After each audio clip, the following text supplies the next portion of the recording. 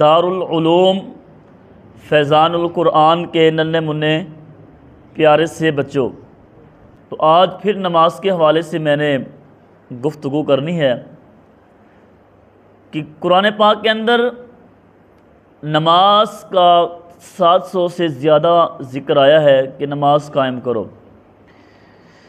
پیارے بچوں، مسلمانوں پر سب سے پہلا فرض نماز ہے۔ نماز دین کا ستون ہے، نماز کامیابی کی ضمانت ہے، نماز جنت کی کنجی ہے۔ قیامت کے دن سب سے پہلے نماز کے بارے میں پوچھا جائے گا۔ نماز سارے نبیوں نے پڑھی، نماز سارے ولیوں نے پڑھی۔ نماز فرض عین ہے، یہ کسی بھی صورت میں معاف نہیں ہے، نماز ہر حالت میں پڑھنی ہے۔ نبی پاک صلی اللہ علیہ وآلہ وسلم کا فرمان ہے کہ نماز میری آنکھوں کی ٹھنڈک ہے۔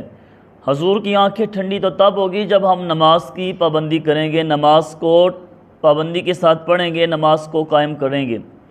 اگر آپ اچھے بچے بننا چاہتے ہیں تو پھر آپ کو نماز کی پابندی کرنی ہوگی، نماز کو قائم کرنا ہوگا۔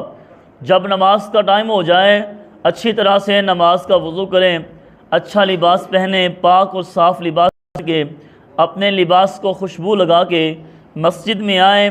کوشش کریں کہ جب اذان ہو تب آپ مسجد میں آئیں، اور جو اذان ہونے کے بعد نماز سے پہلے سنتیں پڑھی جاتی ہیں وہ تسلی کے ساتھ سکون کے ساتھ آپ سنتیں پڑھیں، پھر آپ تکبیر اولیٰ کے ساتھ آپ نماز ادا کریں۔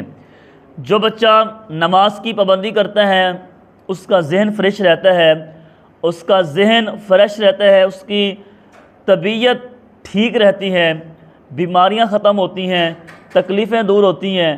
نماز خود بھی پڑھا کریں اور خود بھی عمل کریں، اور اپنے والدین کو، اپنے بہن بھائیوں کو بھی نماز پڑھنے کی تبلیغ کیا کریں۔ آپ خود نماز کے پابند بن جائیں۔ جب آپ نماز قائم کرنے والے بن جائیں گے تو ادب کے دائرے میں رہ کے اپنے گھر والوں کو بھی آپ کہہ سکتے ہیں ماما بابا نماز فرض ہے، نماز پڑھنی ہوگی، نماز کسی بھی صورت میں معاف نہیں ہے۔ اپنے بہن کو، اپنے بھائی کو، اپنے دوستوں کو آپ نماز کی تبلیغ کریں گے۔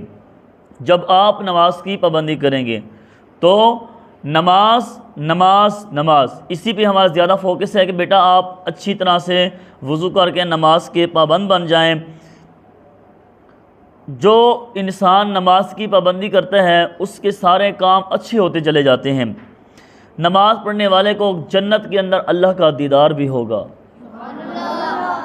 نماز پڑھنے والے کو جنت کے اندر بولو اللہ کا دیدار بھی ہوگا۔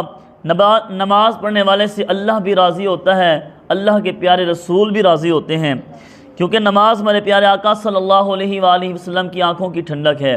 اگر آپ چاہتے ہیں کہ اللہ ہم سے راضی ہو جائے، اگر آپ چاہتے ہیں کہ ہمارے نبی پاک صلی اللہ علیہ وآلہ وسلم ہم سے راضی ہو جائیں، اگر آپ چاہتے ہیں جنت میں ہمیں اللہ کا دیدار نصیب ہو، اگر آپ چاہتے ہیں کہ ہماری طبیعت بالکل ٹھیک رہے، اگر آپ چاہتے ہیں کہ ہمارا ذہن فریش رہے، اگر آپ چاہتے ہیں ہم سے ہر بیماریاں دور رہیں، اگر آپ چاہتے ہیں کہ ہم برائیوں سے بچ جائیں، نیکیوں کی طرف جائیں، تو پھر ان سب کاموں کے لیے نماز کو قائم کرنا ہوگا، نماز کو پابندی کے ساتھ پڑھنا ہوگا۔